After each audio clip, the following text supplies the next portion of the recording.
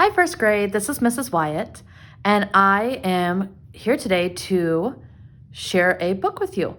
So you read with Mrs. Russell, and you read with Mrs. McKee, and you read about planets, and you read about the sun. But today we're going to be reading about something else that's up in outer space. And we'll see if you can kind of guess what that might be. We'll find out in just a minute. Do you have any ideas? All right, so during our lesson today, we're going to be working on those skills that grow our reading level. So I have our scale here for us to take a look at. And we know that our goal at the end of first grade is to be able to read and understand a level I book all by ourselves. That's a level 3. This is a skill where we are all working towards that goal, but we're all kind of in different places. Some people here at a 2.5, some people are at a 2, some people are at a 3.5. or a 4. But we're all working on reading and understanding. In my class, we've talked lots of times before about how you have to think about what you're reading. You have to use your reading voice and your thinking voice. And so today we're going to do some practice with our thinking voice and thinking about what we read. And I wonder if you figured out, what are we going to be reading about that's in outer space today? What is that? It's the moon. We're going to be reading the book, Let's Visit the Moon.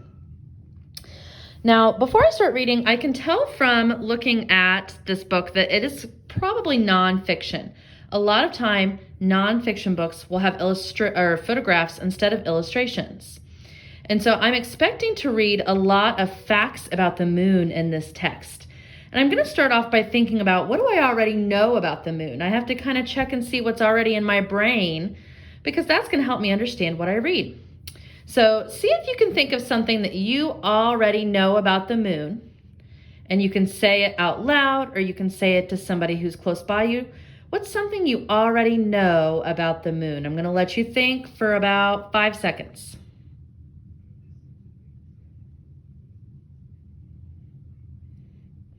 All right, so I know you already have a lot of things that you know about the moon. One thing we know about the moon is that it comes out at night, and we can see it up in the sky, right? The moon can be lots of different shapes. That's something we've noticed when we've looked up at the moon before.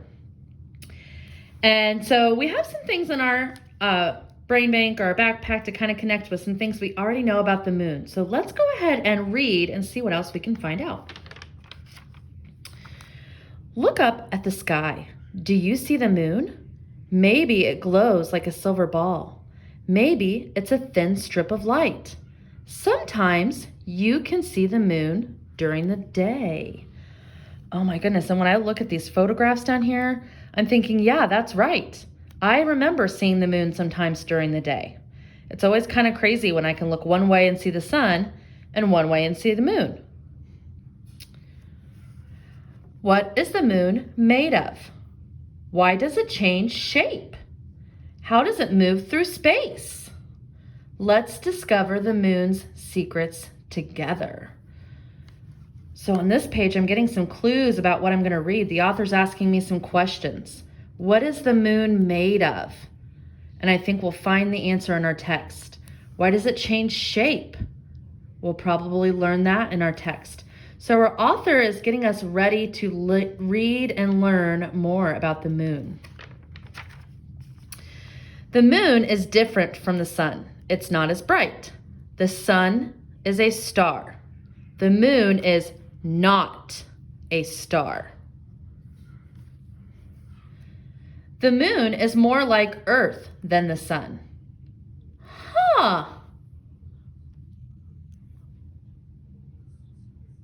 The moon is more like Earth than the sun? Gray soil covers the moon. It has gray rocks and bits of glass too. We say that the moon shines, but it does not make its own light. The moon uses the sun's light. Whoa, whoa, whoa. There was a lot of surprising information on this page, and it's probably making us think of some questions. So I want you to take a second and think about a question you might have, and you can say it out loud or you can say it to somebody close by you. What's something you're wondering already about the moon now that we've started reading? All right, let's keep going and see what we can find out. Long ago, we're going to skip just a couple pages here. Over 400 years ago, a scientist named Galileo looked at the moon through a telescope. The telescope made the moon look closer. It helped him see objects that people never saw before. Scientists discussed new ideas about the moon. Oh my goodness, so this is Galileo, and I'm thinking this must be the telescope he used. I know telescopes can help me see things that are far away, but I've never seen a telescope like that. I wonder why it looks so weird. Here's a clue in my text. Over 400 years ago. So that's definitely in the past. I bet this is what telescopes looked like in the past. Galileo thought the moon looked a great deal like Earth. Both have tall mountains. Both have deep valleys. He also saw big flat spots. He thought the spots were oceans. This text has me thinking about how the moon and Earth might be the same and different. Many years later, stronger telescopes were built. Scientists could see more. They found that Galileo's oceans were dry. The dry oceans were really deep holes or craters. Long ago, rocks flying through space hit the moon and made these craters. All right. So the picture goes with the text because this looks like a telescope to me. And the text tells us that scientists made stronger telescopes so they could see even more. So this must be one of the newer telescopes that scientists have made. They found out that there are no oceans on the moon, even though Galileo thought maybe there were. Flying space rocks are called meteors. They're called meteorites when they hit the Earth. They come in all sizes and shapes, and they travel very fast. They often hit the moon because the moon has no air to stop them or slow them down. Only a few meteorites ever hit Earth. They almost always burn up in our air before landing. So I heard some things on this page that made me think about how the moon and the Earth are different. When it rains on Earth, craters fill with water, rocks, and dirt. But it never rains on the moon. The moon has no rivers or oceans. Plants and animals cannot live on the moon. The moon has no wind to blow the soil. The craters never fill in. Many moon craters are millions of years old. Millions of years old. Some craters are miles wide. Others are only 1 foot wide.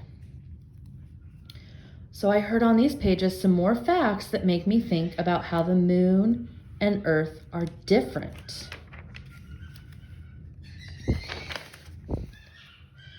The moon is about 2,160 miles across its center. So if I walked across this part of the moon, it would be 2,160 miles. It would take an adult more than 200 hours to ride a bike that far. Earth is about 8,000 miles across its center. So Earth is 8,000 miles. The moon is 2,160 miles. That's something else I'm reading that tells me how they're different. The Earth is about 8,000 miles across its center. That is nearly 4 times bigger than the moon. Imagine a basketball, so would be like the Earth, next to a tennis ball. This would be the size of the moon. So it looks like we could put almost 4 moons going across one Earth.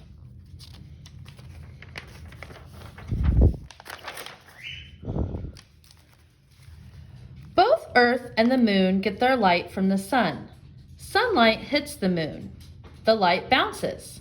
We see the moon because the sun's light bounces off of it. So there's another way I am hearing that the Earth and the moon are the same because they both get their light from the what? The sun.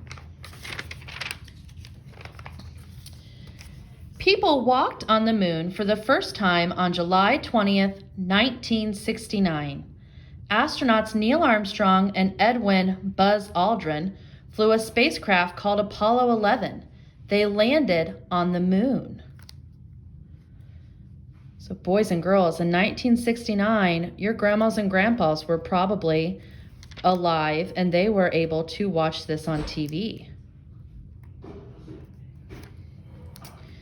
The astronauts wore spacesuits and helmets. They carried air to breathe. They talked to each other by radio. The moon has no air to carry sound. They gathered moon dirt. They gathered moon rocks. They saw tiny holes the size of peas. Only 12 men ever walked on the moon. Their boot prints are most likely still there. Because we learned that there's no wind on the moon, right? So their footprints are probably still there. The moon is nearly 5 billion years old. Wherever Earth travels, the moon goes with it. Now scientists study the moon with space robots. The robots look at the soil. They try to understand what is under the soil. Maybe one day we will live on the moon. Until we do, we can look at the moon from our backyards. All right, we learned a lot of things about the moon from that text. And we were thinking while we were reading, we were using our thinking voice. I kept noticing things about the moon and Earth that were the same and different. We have a word for that, compare and contrast. And comparing and contrasting is one of the things we can do to help us understand what we're reading and grow our reading level. So I'm going to do a little compare and contrast today, and I'm hoping you'll be able to help me finish it up. I'm going to draw my Venn diagram first. And I know that when I use a Venn diagram, the two circles are for things that are different, and in the middle, I tell things that are the same. So I'm going to write Earth and moon. I'm going to think about what did I just read about the Earth and the moon? What were some things that were different? What were some things that were the same? One thing I read that was the same is they both get their light from the sun. So I'm going to write in the middle, light from sun. One thing I read that was different is that the Earth has water and it has wind, and the moon has no water and no wind. I'm taking the things I read and really thinking about them and thinking about what did I read that was the same and what did I read that was different. So I have a challenge for you. In your notebook or on a piece of paper, I would like you to think back on what we read together and write down one thing that's the same about the Earth and the moon and one thing that's different about the Earth and the moon. When you get finished, you can send a picture to your teacher so they can see what you learned from reading with Mrs. Wyatt. You guys did a great job.